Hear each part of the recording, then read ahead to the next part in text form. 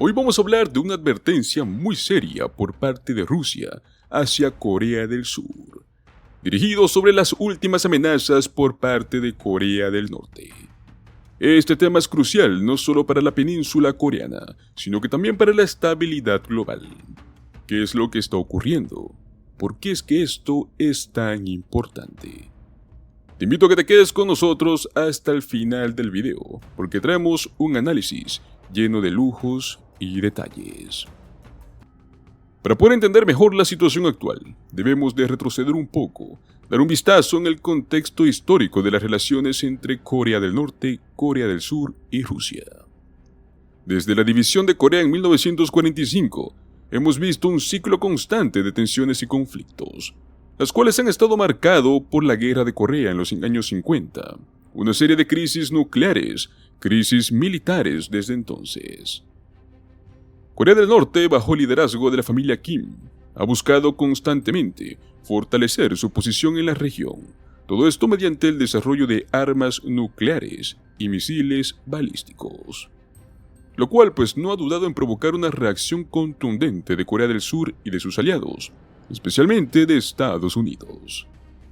Por su parte, Rusia ha intentado mantener una influencia en la región, actuando como un mediador y a veces como un defensor de Pyongyang. Este trasfondo es fundamental.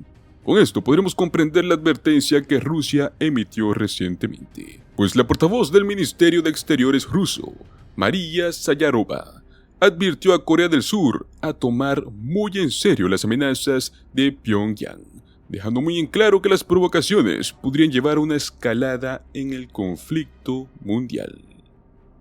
Volviendo al presente, este mismo día lunes, fue bastante claro el último comunicado. Se instó a Seúl a dejar de atizar la situación en la península. Advirtió que las acciones surcoreanas estaban provocando una escalada de tensiones. Se afirmó que las autoridades deben de entender que su campaña de provocaciones podría conducir a incidentes armados reales. Esta advertencia no solo es un comentario casual, refleja el creciente temor de que esta situación se vea descontrolada. La portavoz rusa mencionó que las acciones por parte de Seúl podría verse como una violación en la soberanía norcoreana, lo cual podría provocar reacciones más agresivas por parte de Pyongyang. También se señaló que el enfoque de Corea del Sur, que se basa en la imposición de ciertos valores y libertades, es algo que está generando amenazas de seguridad, incluso para sus propios ciudadanos. Esta afirmación plantea la pregunta: ¿realmente están jugando con fuego? Ahora desglosemos un poco cómo se originó este conflicto. Todo esto comenzó el pasado 11 de octubre, cuando Corea del Norte afirmó que los drones surcoreanos habían sobrevolado Pyongyang en al menos 3 ocasiones durante la semana anterior. Estos drones estaban supuestamente lanzando propaganda en forma de pasquines. Los medios norcoreanos publicaron imágenes de uno de estos drones. La reacción no se hizo esperar. El Ministerio de Exteriores surcoreano denunció la detección de drones los días 3, 9 y 10 de octubre. Todo esto indica que se trataba de una situación más seria de lo que muchos podrían haber pensado en un principio. Kim Yo-jong, la influyente hermana de Kim Jong-un, intervino en el debate, sugiriendo que estos actos podrían haber sido cometidos por organizaciones civiles. Pero a pesar de esta advertencia, nuevamente se advirtió que esto representaría un problema, si es que el ejército de Corea del Sur no tomaba medidas para evitarlo. ¿Será que están las organizaciones civiles en Corea del Sur provocando tensiones con su vecino del norte? Esto es algo que merece ser analizado. En este punto, es importante hablar sobre cómo Corea del Norte respondió a las provocaciones. Aunque no se especificó si los drones provenían de las Fuerzas Armadas surcoreanas o se trataba de activistas de derechos humanos, el ejército norcoreano dejó bastante claro que estaban listos para responder con fuego de artillería si es que detectaban nuevamente estos drones provenientes de Corea del Sur. Una amenaza bastante significativa. La portavoz rusa también mencionó que estas acciones por parte de Seúl pueden considerarse una violación en la soberanía norcoreana. La situación es volátil. La historia nos ha mostrado que incluso con pequeños incidentes, pueden escalar rápidamente a conflictos abiertos. Por su parte, Kim Jong-un no dudó en responsabilizar a Seúl directamente. Dijo que la basura del ejército surcoreano es la principal causa de los incidentes con los drones. Además, también tomó el tiempo para culpar a Estados Unidos, llamándolo como el amo de Corea del Sur. Acusaciones muy fuertes que subrayan esta profunda desconfianza entre las naciones.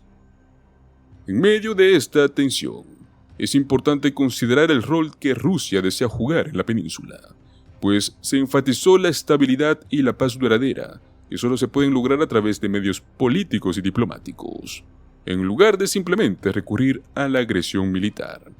Su afirmación sugiere que Moscú quiere ser visto como un mediador, el actor constructivo dentro de esta región.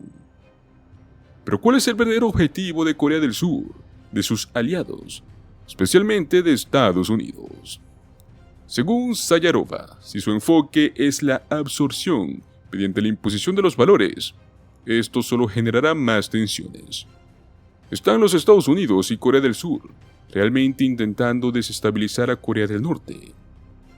Es crucial entender que este tipo de dinámicas no solo afectan a las naciones involucradas, sino que también tiene implicaciones globales. Cualquier desestabilización en la península coreana podría tener repercusiones en otras partes del mundo, incluyendo el aumento de tensiones en Asia y el impacto en las relaciones internacionales.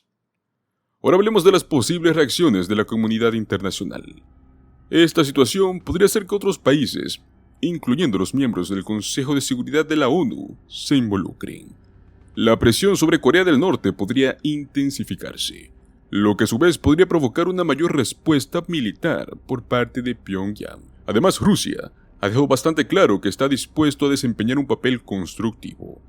Esto podría incluir mediaciones o incluso el establecimiento de diálogos entre las partes en conflicto. Sin embargo, muchos se preguntan si es que esto es viable, dado el ambiente actual de desconfianza.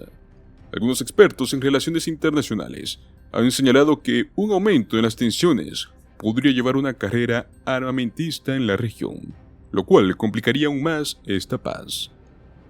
A medida que más países se sienten amenazados, podrían verse obligados a aumentar sus capacidades militares. Es posible que estemos ante un nuevo ciclo de militarización en Asia. Así que amigos, la situación en la península coreana se está volviendo cada vez más tensa y más complicada. Las advertencias por parte de Rusia, las amenazas de Corea del Norte y la falta de una respuesta clara por parte de Corea del Sur. Todo esto forma un cóctel peligroso, algo que podría traer graves consecuencias, no solo para estas naciones, sino que para la seguridad global. ¿Pero qué opinan ustedes? ¿Creen que las advertencias de Rusia cambiarán el rumbo de los eventos en la península? ¿O creen que las tensiones continuarán escalando? Los invito a dejar sus pensamientos en los comentarios. Si les ha gustado este video, no olviden darle un like, compártelo con tus amigos, suscríbete para más contenido como este.